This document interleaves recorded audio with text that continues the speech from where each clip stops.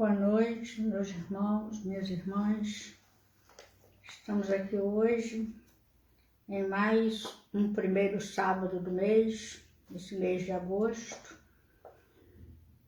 para meditar um pouco, refletir sobre o Evangelho de Jesus na ótica espírita.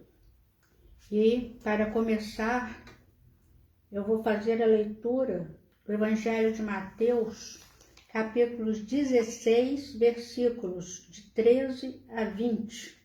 Jesus põe à prova a fé dos discípulos, a grande confissão. Tendo Jesus chegado às regiões de Cesareia e de Filipe, interrogou os seus discípulos, dizendo: Quem dizem os homens ser o Filho do Homem? Responderam eles: Uns dizem que é João Batista, outros Elias e outros Jeremias ou algum dos profetas. Mas vós, perguntou-lhes Jesus, quem dizeis que eu sou? Respondeu-lhe Simão Pedro, tu és o Cristo, o Filho de Deus vivo.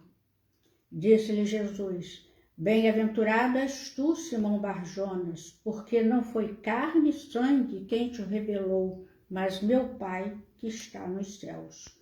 Pois também eu te digo que tu és Pedro, e sobre esta pedra edificarei a minha igreja, e as portas do Hades não prevalecerão contra ela. Dar-te-ei as chaves do reino dos céus. O que ligares, pois, na terra, será ligado nos céus, e o que desligares na terra, será desligado nos céus. Então, ordenou aos discípulos que a ninguém dissessem que ele era o Cristo. Vamos fazer a nossa prece.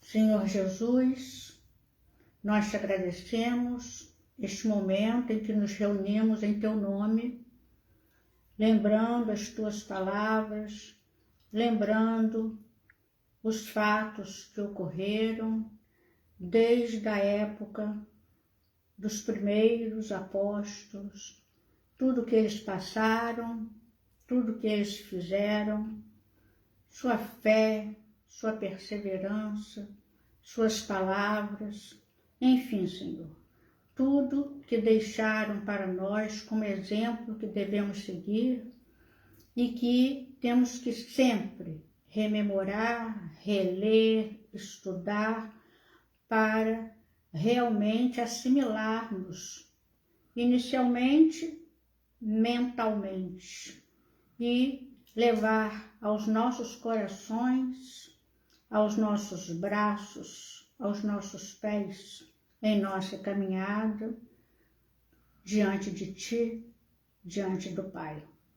Pedimos a Tua bênção para que possamos realmente assimilar tudo que for lido e comentado nesta noite, que agradecemos mais uma vez por estarmos aqui nesta noite em que nos reunimos, em que reunimos nossos corações, em que reunimos e te apresentamos mais uma vez, Senhor, nossas esperanças, nossa fé, nossa certeza de que Tu és o Cristo e que Tu estás conosco sempre.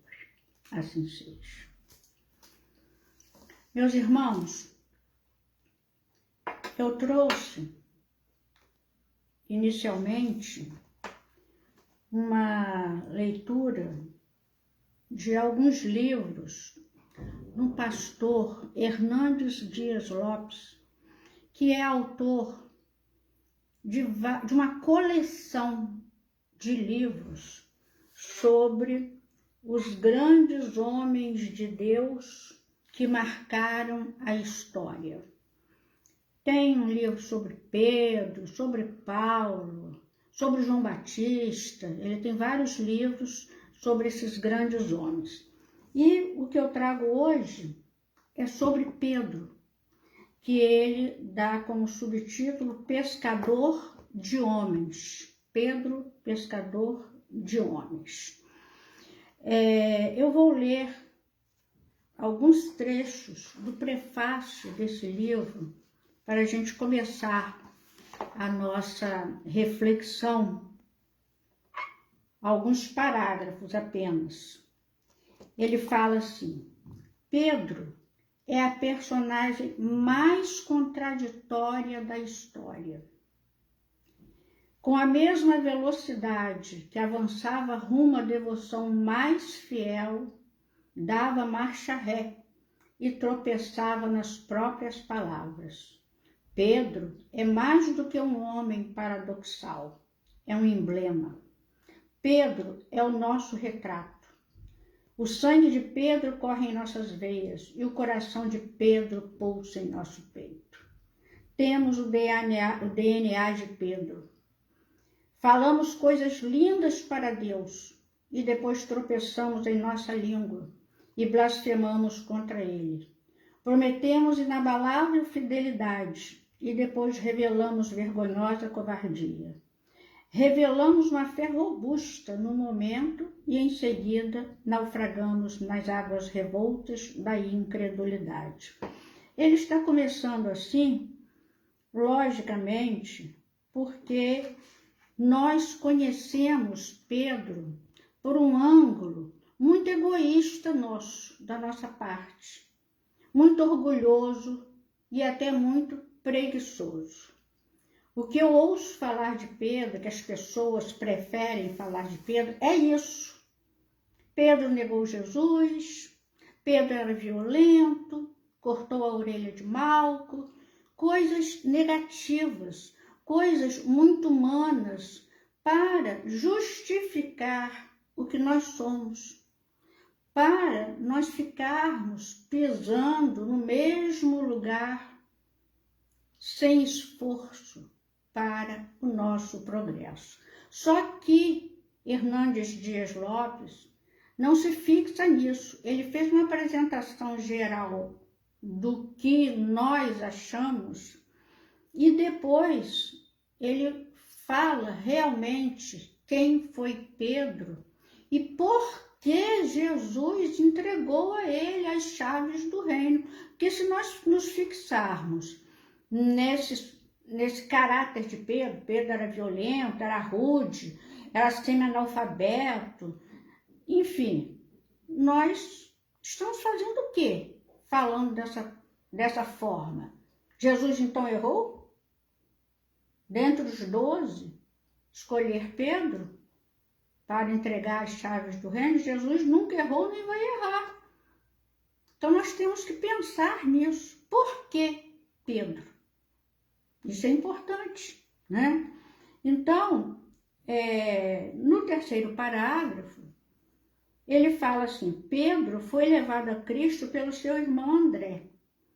Desde que foi chamado por Cristo para ser um pescador de homens, ocupou naturalmente a liderança do grupo apostólico. A gente vai vendo a capacidade de liderança de Pedro.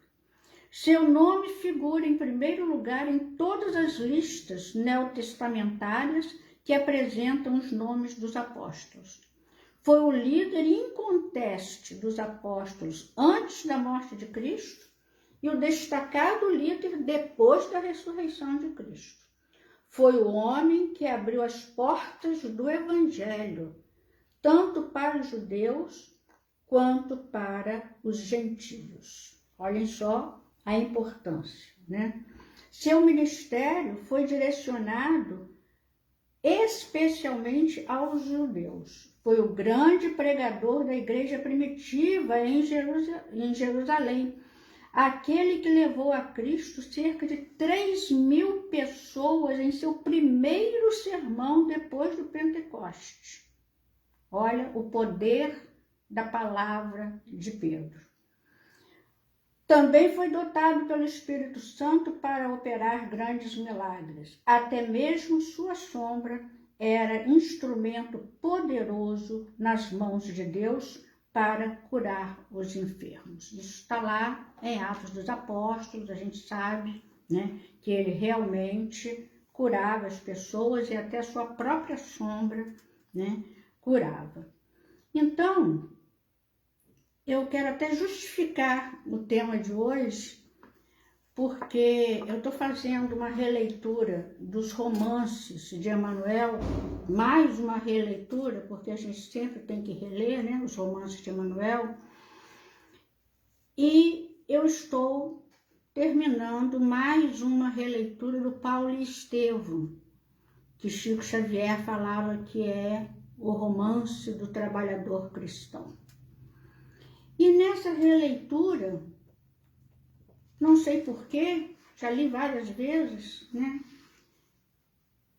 Minha atenção tem sido voltada muitas vezes para Pedro. É lógico que o personagem principal, né, o protagonista é Paulo, ao lado de Estevão. Pedro não é o principal, Pedro não dá título ao livro. Normalmente, as palestras que são feitas, né, baseadas em personagens desse romance verídico, né, se fixam em Paulo, em Abigail, em Estevão, né, Ananias, enfim, Barnabé, mas eu tenho observado Pedro. E quando eu comecei a observar Pedro, eu comecei a grifar o que Emanuel fala sobre Pedro. E aquilo me despertou assim, uma admiração imensa, mais do que eu sempre senti por Pedro, porque não é qualquer um que está falando aquilo, é Emanuel, que está no livro Paulo e Estevão, contando a história, sim, de Paulo e de Estevão principalmente, mas inserindo a participação valiosíssima de Pedro, mostrando como Pedro realmente cumpriu a destinação, cumpriu o que Jesus falou para ele. E sobre ti edificarei a minha igreja. Então, isso tem me chamado muita atenção, por isso a gente tem que ler muitas vezes, porque cada romance de Emanuel, em cada romance de Emanuel, nós podemos nos voltar mais para um aspecto ou para outro, e todos eles são lições verdadeiras, preciosas. Então, hoje, nós vamos falar de Pedro. No romance, sim, Paulo e Estevão, mas o que predomina aqui hoje é uma observação, né, sobre Pedro. O que destaca, o que Emanuel destaca, muitas vezes, não é a falta, a espontaneidade rude de Pedro. Ele destaca ponderação de Pedro, ele destaca serenidade de Pedro, olha só, sensatez, compreensão de fatos mínimos, iluminação espiritual. Olha só, Emanuel, não sou eu, Emanuel que destaca no romance, né, Paulo e Estevão, essas marcas de personalidade de Pedro. Isso eu acho assim muito importante. E aí, continuando nesse prefácio de Pedro, pescador de homens, de Hernandes Dias Lopes, ele fala: Pedro foi como uma pedra bruta burilada pelo Espírito Santo. De um homem violento tornou-se um homem manso, de um homem afoito e precipitado tornou-se um homem ponderado. Pedro foi um homem de oração, tinha intimidade com Deus, porque prevalecia secretamente diante de Deus em oração. Levantava-se com poder diante dos homens para pregar. E nós vamos ver exatamente essa atitude dele no romance Paulo e Estevão, ele se levantando diante dos homens. Pedro foi um pescador de homens e um presbítero entre outros presbíteros.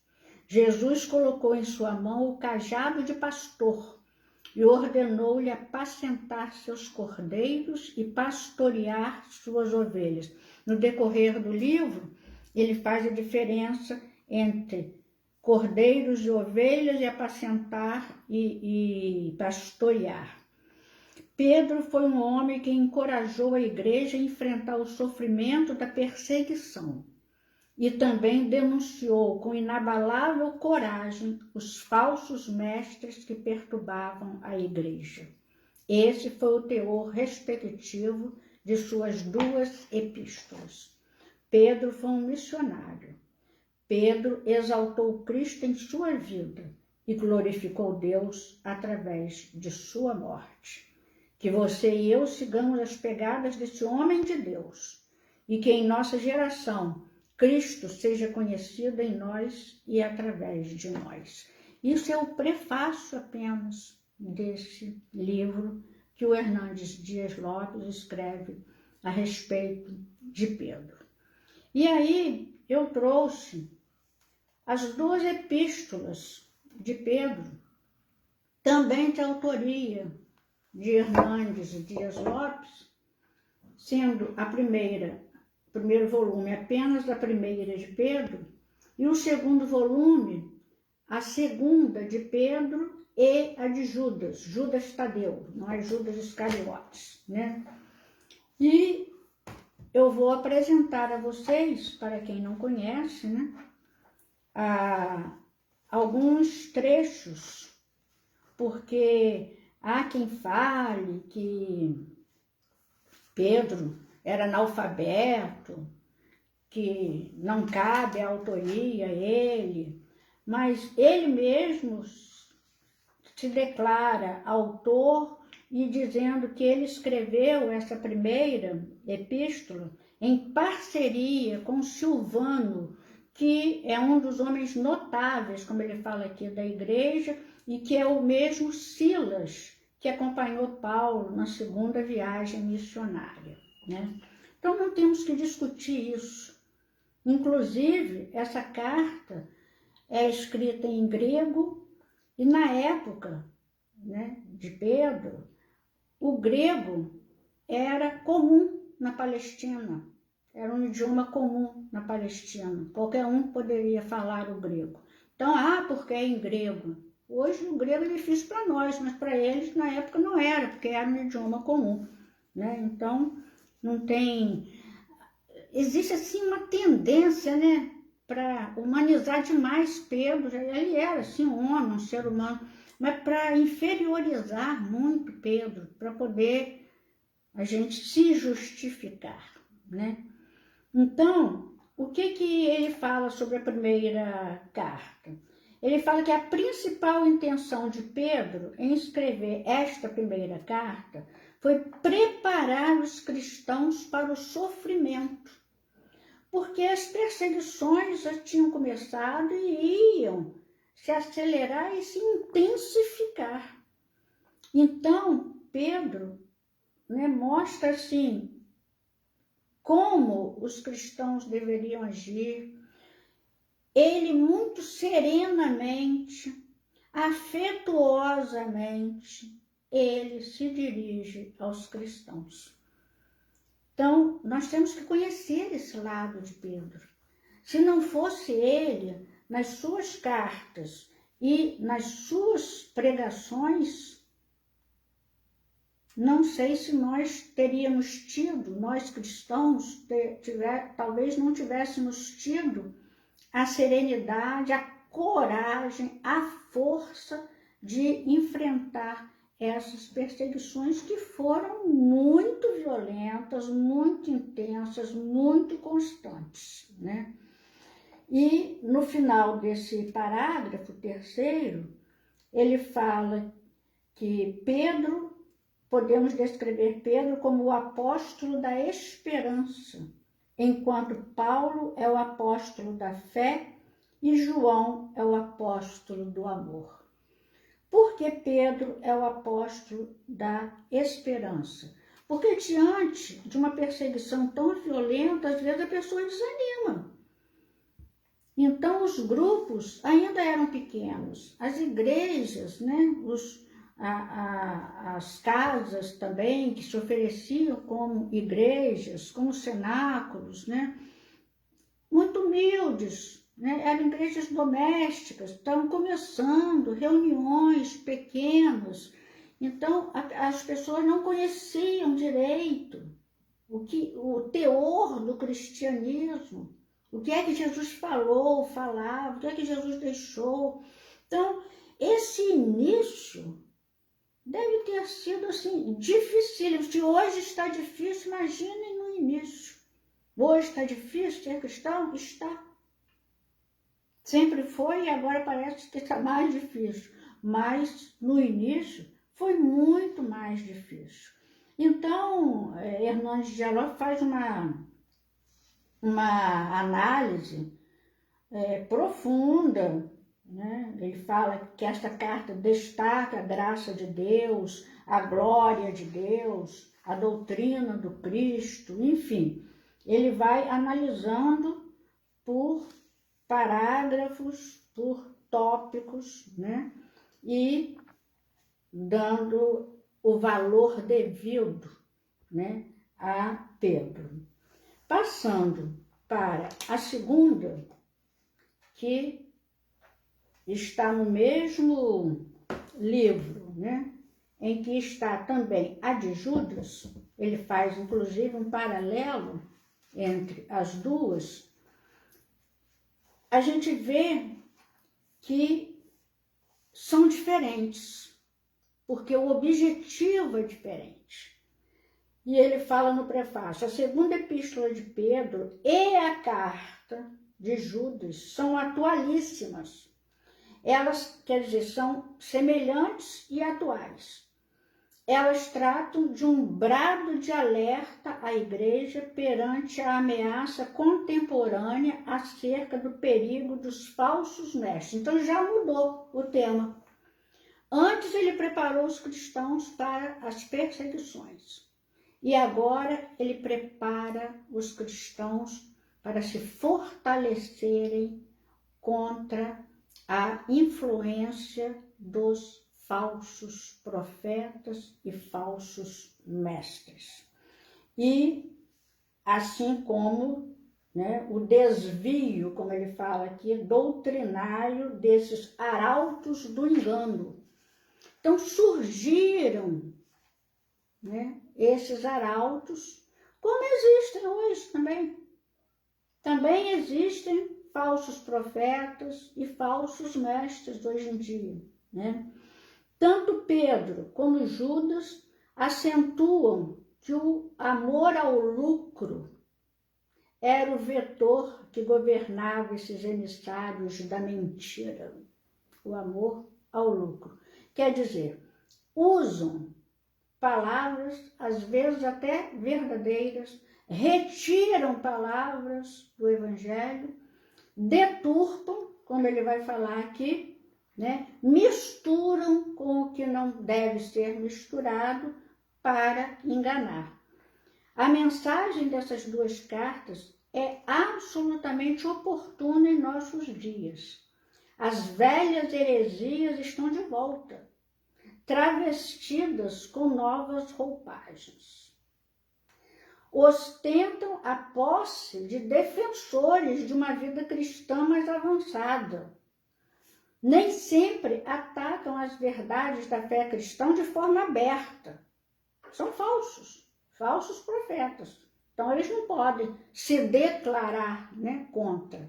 São falsos. Mas sempre fazem uma releitura do antigo evangelho e oferece uma nova interpretação. Olha só. Então, isso já está fora de moda, vamos atualizar, vamos reler, vamos refazer, vamos retraduzir, né? Vamos mudar. Está muito comum, né? Muito batido, né? Misturam o evangelho, relativizam as escrituras, torcem as escrituras e negam as Escrituras. Que coisa grave, meus irmãos, que coisa grave. A heresia é pior que a perseguição. As falsas doutrinas são mais perigosas que o martírio. A sedução do diabo é mais danosa que a fúria do diabo. Olha só. A voz melíflua da serpente é mais venenosa que o rugido do leão. A Igreja de Deus nunca foi destruída por causa da perseguição. Muitos mártires no passado selaram com sangue a sua fé, mas o sangue dos mártires tornou-se a sementeira do Evangelho. A heresia, porém, é devastadora. Aonde chega, destrói a igreja. Não há antídoto contra a heresia. Uma igreja que se submete à falsa doutrina e se curva à agenda dos falsos mestres, naufraga irremediavelmente. Então, é gravíssimo isso, gravíssimo. E esse é o teor da segunda epístola de Pedro, que fala o seguinte, já perto de desencarnar, né? Porque ele condena assim, veementemente os falsos profetas. Ele fala, está aqui, na segunda carta. Também considero justo, enquanto estou neste tabernáculo, despertar-vos com essas lembranças, certo de que estou prestes a deixar o meu tabernáculo, como efetivamente nosso Senhor Jesus Cristo me revelou. Ele está fazendo referência àquelas palavras de Jesus, né, que quando ele fosse velho, ele estenderia os braços, né, e o levariam para onde ele não quer. E aí ele pergunta sobre João, e deste Senhor, o que será feito? Aí Jesus fala assim, segue-me tu. Quer dizer, não, que te importa a ti? Segue-me tu. Né? Então Jesus já tinha feito esse prognóstico, né, da desencarnação dele, e foi isso que ele escreve, que Pedro escreve, talvez um ano antes dele desencarnar. E ele fala assim também, o apóstolo Pedro fez uma lista de seus ensinamentos pervertidos, dos falsos profetas.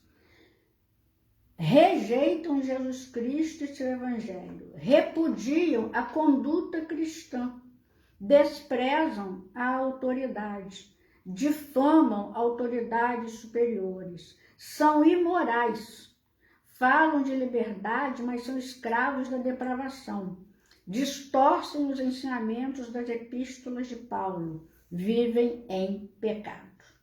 Então, é uma carta realmente séria, contundente, né, e necessária. Os falsos mestres leem a Bíblia, mas não a interpretam de forma correta. Não têm uma compreensão adequada de sua doutrina, nem de sua aplicação. Olha só. Ninguém pode ir à Escritura e interpretá-la conforme seus pontos de vista e opiniões pessoais. Ninguém pode interpretar a Escritura e a profecia privadamente ou como lhe convém.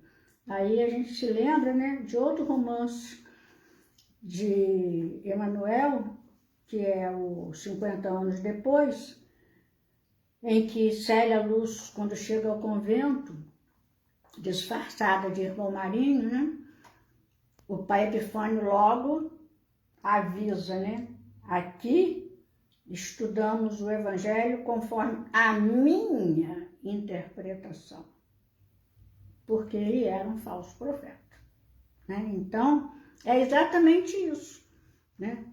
Mas ninguém pode fazer isso, né, conforme a minha interpretação, né? O diabo, ele usa o diabo, né? A gente vê assim, são as forças contrárias, né? Cria falsos mestres, falsos crentes, falso evangelho, falsa justiça e um dia apresentará ao mundo um falso Cristo. Chegaremos lá? Será? Né? As falsas doutrinas não eram pregadas de forma escancarada, mas dissimuladamente. Enfim, esta é a essência da segunda epístola de Pedro, né? Então, nós vamos para o que realmente me chamou a atenção, que é o romance Paulo e Estevão, que me trouxe um Pedro diferente do que nós estamos acostumados a ver, a analisar. E nós vamos lá para o meio do romance Paulo e Estevão, que é a história de Paulo, na verdade, né? E é quando Paulo volta para Jerusalém, já convertido, já encontrou com Jesus na estrada de Damasco, né? E paupérrimo, já doente, magérrimo, quase irreconhecível, e não tem a quem recorrer. E ele se lembra da casa do caminho, se lembra de bater lá. Só que quando ele é atendido por Prócoro, ele pede para avisar lá, é aqui que está o Simão Pedro? Sim, é. Então fala que é Saulo de Tarso. E o rapaz fica meio espantado e vai lá, né? E avisa a Pedro, né? Irmão, não, primeiro ele fala, vou saber, né? E Prócoro entra meio assim e fala que está ali um homem que se diz Paulo de Tarso e que deseja falar com Pedro. Aquilo foi uma bomba ali entre os apóstolos que trabalhavam na casa do caminho. E entre eles está Tiago, filho de Alfeu, que vai se revelar, né, um rígido seguidor da lei mosaica. O que isso inicialmente pode parecer uma coisa negativa, na verdade, contribuiu positivamente para que a igreja do caminho, a casa do caminho, se mantivesse. Porque graças a pequenas mudanças que ele fez, inclusive de exigências nas pregações na casa do caminho, ele conseguiu amenizar as perseguições, conseguiu impedir o fechamento da própria casa do caminho. Então, aparentemente, a gente no início, né, do romance pode achar que ele estava errado, mas depois nós vamos ver que foi necessária essa atitude mais rígida, mais radical, porque senão a casa do caminho teria sido fechada pelos romanos, né? Então, eu comecei a grifar todas as expressões de Emmanuel que falam da prudência, da serenidade, da humildade, da bondade de Pedro. Antes de recambiar o portador do inesperado visitante, mandou chamar Tiago para resolverem os três a decisão a tomar. Ele não resolveu por si só, embora ele fosse o líder da casa do caminho. Pedro, ele poderia resolver sim ou não. Manda Paulo entrar? Não manda, né? Depois das primeiras opiniões que traduziam receios justos, lógico, Saulo de Tarso, grande perseguidor, né? E emitidas precipitadamente, não por Pedro, mas pelos outros, né? Porque eram Tiago, Pedro e João. Simão exclamou com grande prudência. Começa aí a gente ver as virtudes, né, de mansuetude, de prudência, de serenidade, de sabedoria de Pedro. Em verdade, ele nos fez o mal que pôde. Entretanto, não é por nós que devemos temer, e sim pela obra do Cristo que nos é confiado. Então, começaram a discutir com Pedro, principalmente Tiago, né? E o que Pedro resolve, né? Resolvendo o assunto por essa forma, convocarei uma reunião para hoje à noite. Olha só, ele quer todo mundo pensando, né, refletindo. Não quero parecer nem injusto, nem imprevidente. Se ele, aí Prócoro volta e fala que, dá o recado, né, de Pedro. Diz-lhe que volte depois, que não posso deixar os afazeres mais urgentes. Nem disse que vai receber, nem que não vai, mas agora ele estava ocupado. Saulo compreendeu e Pedro comentou: se ele de fato vem aqui em nome de Jesus, saberá compreender e esperar. Foi um teste. Como que ele ia saber, né, se Paulo estava ou não, ele ainda Saulo, né, se estava ou não bem intencionado? Se era ainda aquele Saulo de Tarso, do qual tanta gente falava tanto, né, ou se já era um outro homem, né? À noite, consoante deliberara, Simão Pedro, evidenciando admirável bom senso. Irmãos, é Emanuel escrevendo isso.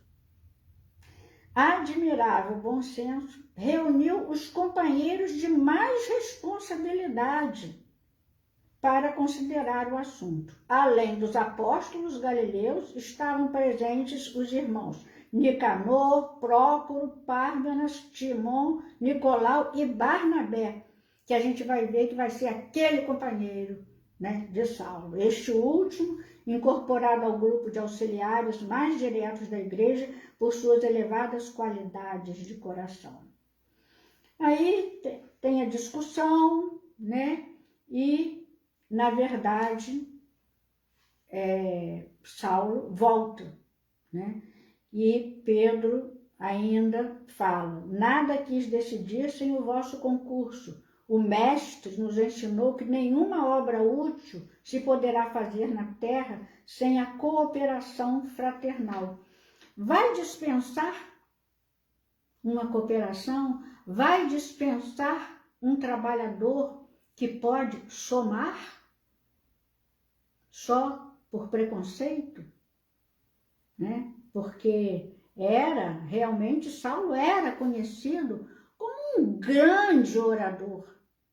Mas quando era Saulo, agora quem é Saulo? Então, a cooperação fraterna tem que existir. E aí João, né, aplaudiu e Pedro teve uma resolução muito sábia. Antes de receber Paulo, de Paulo entrar na casa do caminho, ele envia Barnabé ao local em que Saulo estava hospedado. E aí João adorou essa atitude, gostou muito. E Barnabé, bondoso, também de bom senso, né? Ele chega lá e vê quem é Saulo, né? E em face do bom senso que as expressões de Pedro revelavam, Tiago e Filipe mostraram-se satisfeitos e tranquilos. Vai lá, Barnabé, vai ver como ele é, vai conversar com ele, né? Porque Barnabé, e houve uma identificação muito grande entre Barnabé e Saulo. Essa identificação inicial vai se prolongar por muitos e muitos anos. Bom, aí Saulo entra, está doente, magro, febril, e escolhe, pede para, já que ele vai ter que ficar acamado durante algum tempo, ele escolhe o leito em que Estevão esteve deitado, sem contar nada do que havia acontecido, sem contar nada a respeito de Estevão. Mas Simão Pedro havia, né, já falado de Estevão, e ele pede. Isso fez com que Pedro chorasse. Olha a sensibilidade de Pedro, né? E com extrema dedicação satisfez-lhe o pedido. Depois, mais adiante, ele quer ficar em Jerusalém e Pedro não acha conveniente. Ele fala ponderadamente, olha a ponderação de Pedro. Não me parece razoável que permaneças em Jerusalém por enquanto neste período de renovação. Para falar com sinceridade, há que considerar teu novo estado d'alma como a planta preciosa que começa a germinar. Ele tinha acabado de se tornar cristão, né? É necessário dar liberdade ao germe divino da fé. E aí ele programa, né, uma saída às escondidas à noite, num cesto, né, para Saulo, e Saulo volta a Tarso, onde ele tem uma grande decepção com o pai dele, que não aceita absolutamente, e dois amigos também, que acham que ele está doente, ele está louco, enfim, ele fica sozinho. Ele não tem a quem recorrer.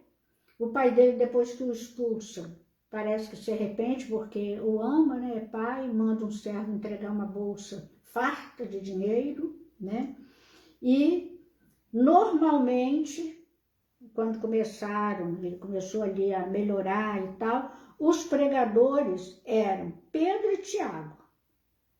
Pedro e Tiago. O primeiro, Pedro, falava com profunda prudência. Olhem só. Pedro falava com profunda prudência. E Saulo, né, observa que Simão Pedro, que a casa do caminho estava um pouco diferente, né? Tiago falava muito das escrituras, Moisés, pouco evangelho, e ele notou que Pedro atendia as pessoas numa sala contígua, com grande bondade. Aproximou-se mais e pôde observar que, enquanto a pregação reproduzia a cena exata das sinagogas, quer dizer, Tiago falando, os aflitos se sucediam ininterruptamente na sala humilde do ex-pecador de Cafarnaum. Alguns saíam conduzindo bilhas de remédio, outros levavam azeite e pão. Pedro saiu do lugar onde ele pregava, que era o centro ali da Casa do Caminho, lugar reservado para as pregações, porque ali era Tiago que falava, e falava mais da lei do que do evangelho. Então ele, mansamente, né, sai para uma salinha pequena ao lado para atender os humildes. Olhem só que coisa impressionante. Saulo viu a mudança, né, que se operou na Casa do Caminho, ficou muito triste com aquilo, né, e foi falar com Pedro a respeito. E Pedro fala o seguinte: ansiosamente rogamos a inspiração do Mestre. Com o auxílio de sua divina luz, chegamos a criteriosas conclusões. Seria justo lutar a videira ainda tenra com a figueira brava? Quer dizer, confrontar o evangelho com a lei, brigar, se exasperar? Enquanto Saulo contemplava com redobrada admiração pelos judiciosos conceitos emitidos, o apóstolo rematava: isso passa. A obra é do Cristo. Olhem que fé, que serenidade. Isso tudo vai passar. Aí a gente se lembra, né, do que Chico sempre falava, que eram palavras de Maria Santíssima, né? Isso também passa. Isso passa. A obra é do Cristo. Se fosse nossa, falharia, por certo, mas nós não passamos de simples e imperfeitos cooperadores. Saulo guardou a lição e recolheu-se pensativo. Pedro parecia-lhe muito maior agora no seu foro íntimo. Aquela serenidade, aquele poder de compreensão dos fatos mínimos davam-lhe ideia de sua profunda iluminação espiritual. Profunda iluminação espiritual. Aí, continuando, né, Paulo, naquele caráter, né, voluntarioso dele, né, não se conforma com o que está acontecendo, né, e quer falar, quer se arriscar, e até usa Estevão, né? Estevão também não se entregou ao sacrifício. Sinto que nos falta aqui uma coragem igual a do mártir, né? Ele queria, né, rebater, e Pedro fala, não, Saulo, não seria razoável pensar assim. Aqui mesmo está escrito, né, antes, que o discípulo não poderá ser maior que o mestre. Aqui mesmo em Jerusalém vimos Judas cair numa cilada igual a esta. Olha só. Nos dias angustiosos do Calvário, em que o Senhor provou a excelência e a divindade do seu amor, e nós, o amargo testemunho da exígua fé, condenamos o infortunado companheiro. Condenamos. Alguns irmãos nossos mantêm até o presente a opinião dos primeiros dias, mas em contato com a realidade do mundo, cheguei à conclusão de que Judas foi mais infeliz que perverso. Ele não acreditava na validade das obras sem dinheiro, não aceitava outro poder que não fosse dos príncipes do mundo. Estava sempre inquieto pelo triunfo imediato das ideias do Cristo. Muitas vezes vimos-lo altercar impaciente pela construção do reino de Jesus adstrito aos princípios políticos do mundo. Então, ele entendeu perfeitamente que Judas caiu, né? Julgo nas meditações de agora que ele não pôde compreender o evangelho de outra forma, ele, Judas, ignorando que Deus é um credor cheio de misericórdia, que espera generosamente a todos nós que não passamos de míseros devedores. A inquietação pelo perder na oportunidade sagrada, tão só pelo desejo de apressar a vitória, engendrou a tragédia da cruz com a sua falta de vigilância. Queria uma vitória imediata de Jesus, uma vitória política, né? E engendrou a tragédia da cruz. Saulo ouvia assombrado aquelas considerações justas e o bondoso apóstolo continuava. Ele continuou falando, né? Se Jesus, que tudo pode neste mundo, sob a égide do Pai, espera com paciência a conversão do mundo, por que não podemos esperar de nossa parte?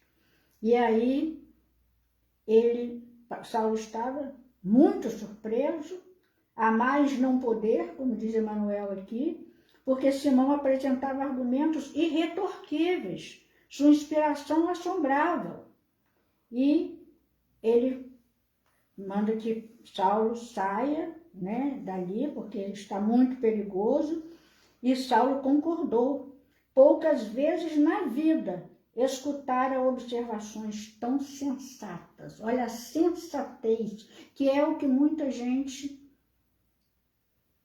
cobra, né, de Pedro. E, na verdade, Emmanuel mostra, né?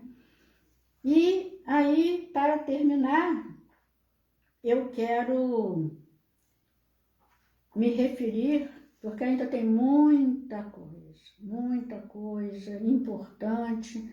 Releiam Paulo e Estevão, releiam buscando Saulo, Estevão e Pedro, porque vocês vão realmente se admirar vocês vão ficar perplexos, se ainda não fizeram essa pesquisa que eu estou fazendo agora, né? Depois de tantas leituras, né? Mas eles estão em Antioquia, Pedro, né? Com Barnabé, e pedem a presença de Simão Pedro. Chega lá Simão Pedro, muito feliz, todos eles, só que algum pouco tempo depois, né, a gente vê que as coisas se modificaram, porque chegam 3 emissários de Tiago e Pedro reage de uma forma àquela presença que Paulo não entende, e nem Barnabé. Que Pedro, que pregava, né, todos estavam felizes, né? De repente ele ficou triste, calado, e as pessoas também não estavam entendendo aquela atitude de Pedro, né? Por que isso? Porque Pedro veio e ficou um tempo lá em Antioquia, né?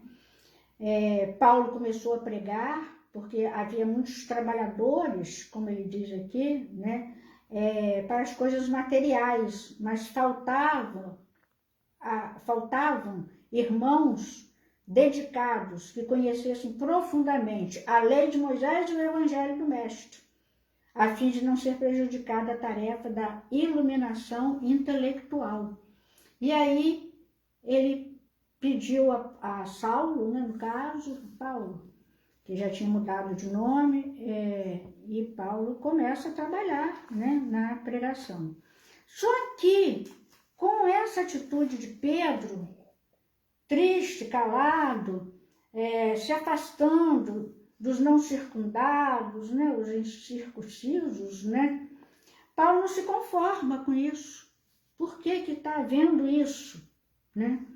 E um dia ele começa a falar exaltadamente sobre isso, né?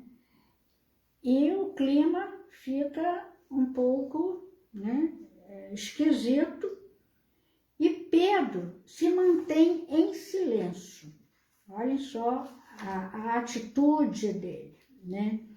Porque Paulo fala assim: irmãos, defendendo nosso sentimento de unificação em Jesus, não posso disfarçar nosso desgosto.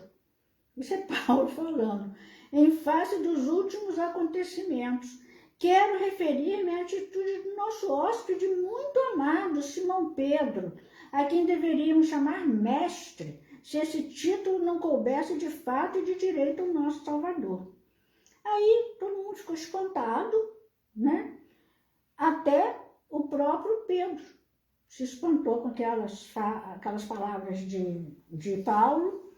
Simão tem personificado para nós um exemplo vivo. O Mestre nos deixou como rocha de fé imortal. No seu coração generoso temos depositado as mais vastas esperanças. Antes disso, da chegada, né, dos mensageiros de Tiago, antes disso comparecia aos nossos serões íntimos, comia do pão de nossas mesas, que ele passou até não comer junto, né? E começou, o ambiente estava carregado. Barnabé também falou, colaborando com o Paulo, né? E a palavra de Paulo continuou rude e franca.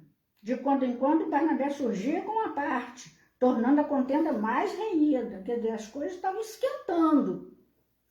Entretanto, em todo o curso da discussão, a figura de Pedro era mais impressionante pela augusta serenidade do semblante tranquilo. Falando dele, da atitude dele, inconformados os dois, Paulo e Barnabé, Pedro em silêncio, tranquilamente, ouvindo tudo. Naqueles episódios, aqueles rápidos instantes, o apóstolo Galileu considerou a sublimidade da sua tarefa, sua própria tarefa, no campo de batalha espiritual pelas vitórias do Evangelho. E aí ele orou. Pedro, ainda em silêncio, ele orou. Naquela hora, o ex-pescador rogou a Jesus lhe conceder. Isso é muito lindo, isso é muito lindo. Rogou a Jesus lhe concedesse a inspiração necessária para a fiel observância dos seus deveres. Sentiu o espinho da missão cravado em pleno peito, impossibilitado de se justificar com a só intencionalidade de seus atos, a menos que provocasse maior escândalo para a instituição cristã que mal alvorecia no mundo. De olhos úmidos, enquanto Paulo e Barnabé se debatiam, teve a impressão de ver novamente o Senhor no dia do Calvário. Ninguém o compreendera, nem mesmo os discípulos amados. Em seguida, pareceu vê-lo expirante na cruz do martírio. Uma força oculta conduziu-o a ponderar o madeiro com atenção. A cruz do Cristo parecia-lhe agora um símbolo de perfeito equilíbrio. Uma linha horizontal e uma linha vertical, justapostas, formavam figuras absolutamente retas. Sim, o instrumento do suplício enviava-lhe uma silenciosa mensagem. Era preciso ser justo, sem parcialidade ou falsa inclinação. Que coisa difícil nessa hora, ser imparcial. Experimentava agora singular acuidade para examinar conscienciosamente as circunstâncias. Aí fala que devia amar Tiago, assim como Paulo de Tarso. Ele preferiria o silêncio, de modo a não perturbar a fé ardente de quantos se arrebanharam na igreja sob as luzes do Evangelho. Lembrou em novidade ou sentença, o que desejasse ser o maior fosse o servo de todos, isso após a oração a Jesus e a visão que ele teve da cruz e do símbolo que aquela cruz representava. Esse preceito, aquele que quem quisesse ser o maior fosse o servo de todos, proporcionou-lhe imenso consolo e grande força espiritual. A polêmica cada vez mais ardia. Simão Pedro levantou-se. Nessa hora ele se levanta. A fisionomia estava serena, mas os olhos estavam orvalhados de lágrimas que não chegavam a correr. Valendo-se de uma pausa mais longa, ergueu a voz. Irmãos, muito tem errado neste mundo. Não é segredo para ninguém que cheguei a negar o Mestre no instante mais doloroso do Evangelho. Tenho medido a misericórdia do Senhor pela profundidade do abismo de minhas fraquezas. Se errei entre os irmãos muito amados de Antioquia, peço perdão de minhas faltas. Submeto-me ao vosso julgamento e rogo a todos que se submetam ao julgamento do Altíssimo. A estupefação foi geral. Compreendendo o efeito, o ex-pescador concluiu. A reconhecida extensão de minhas necessidades espirituais, recomendo-me às vossas preces. Passemos, irmãos, aos comentários do Evangelho de hoje. Ele encerrou a história, a briga, a discussão, pedindo, que orassem por ele e que passássemos aos comentários do Evangelho, que era importante naquela hora. A assistência estava assombrada com um desfecho imprevisto. Esperava-se que Simão Pedro fizesse um longo discurso em represália. Ninguém conseguia recobrar-se da surpresa. O Evangelho deveria ser comentado por ele, pelo apóstolo Galileu, mediante combinação prévia. Mas o ex-pescador, antes de sentar-se de novo, exclamou muito sereno: peço ao nosso irmão Paulo de Tarso o obséquio de consultar e comentar as anotações de Levi. Pediu que Paulo fizesse os comentários em seu lugar. E diz Emanuel: a atitude ponderada de Simão Pedro salvara a igreja nascente. Olhem a serenidade, né? As ponderações, a atitude ponderada salvou a igreja nascente, considerando os esforços de Paulo e de Tiago no seu justo valor, evitara o escândalo e o tumulto no recinto do santuário. À custa de sua abnegação fraternal, o incidente passou quase inapercebido na história da cristandade primitiva. Olhem só, poucos sabem disso, a não ser nós que lemos Paulo e Estevão. Então, a reunião terminou sem novos atritos. Simão aproximou-se de Paulo, felicitou pela beleza da eloquência. A palestra suave e generosa reaproximou Paulo e Barnabé, enquanto o ex-pescador discorria intencionalmente, acalmando os ânimos. Isso é Pedro. Simão Pedro, a pedra sobre a qual Jesus,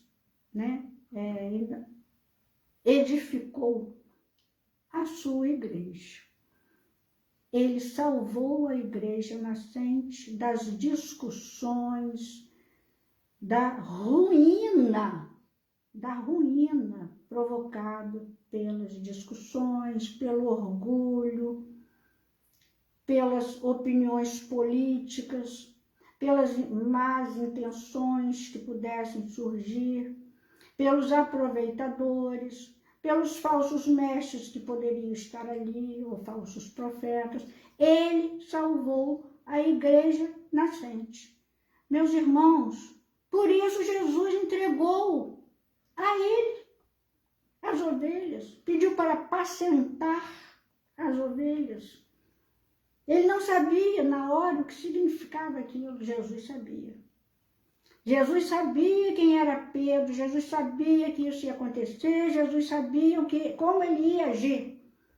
E foi Jesus que se aproximou de Pedro e fez com que ele se lembrasse e tivesse essa decisão, essa compreensão do símbolo da cruz, do equilíbrio que deve haver no Evangelho do Cristo. Então, meus irmãos, isso é lindo demais, isso é Pedro, e nós temos que realmente concluir de maneira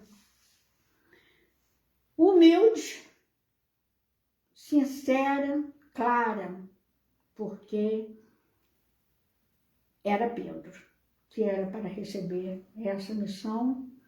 E, terminando, eu leio, o que o Hernandes Dias Lopes usa como término do seu prefácio. O que podemos aprender com esse homem? Quais são os traços de sua vida que lançam luz sobre a nossa realidade? Como ele pode ser o nosso pedagogo? Então, que Jesus nos abençoe, que tenhamos em mente, a sabedoria desses que foram empossados por Jesus, escolhidos por Jesus, que não desistiram, como aqueles 70 que abandonaram Jesus, ficaram 12. E Pedro ficou até o fim. Que tenhamos uma noite de reflexão, um domingo de paz, um domingo de reconhecimento das nossas fraquezas, para que nós possamos nos fortalecer com esses exemplos, desses gigantes espirituais que Jesus nos envia para nos salvar. Vamos orar. Agradecemos, Jesus, esses esclarecimentos que tivemos. Agradecemos essa oportunidade do conhecimento desse teu apóstolo tão importante que tu, Senhor, escolheste. Enfim, agradecemos tudo que tu fazes, Senhor, em nosso benefício, para a nossa salvação, e pedimos que tu nos despeças em tua doce e santa paz. Assim seja.